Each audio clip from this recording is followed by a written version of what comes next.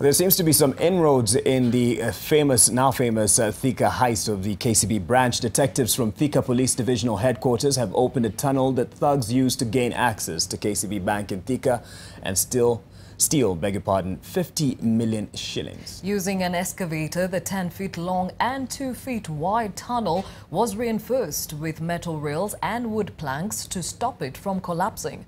Inside the tunnel, the investigators discovered a welding gas cylinder, gas masks, planks of wood for supporting the tunnel, cartons for ferrying the sand, overalls, spirit level, battery and invert for lighting the tunnel, among other things. The operation, which was conducted yesterday afternoon, attracted onlookers who were eager to see how the robbers gained access to the building. Following the robbery, Kiambu County Government says it will install closed-circuit television, that is CCTV cameras, in the streets and businesses along banks and other financial institutions with the aim of reducing crime and increasing public safety.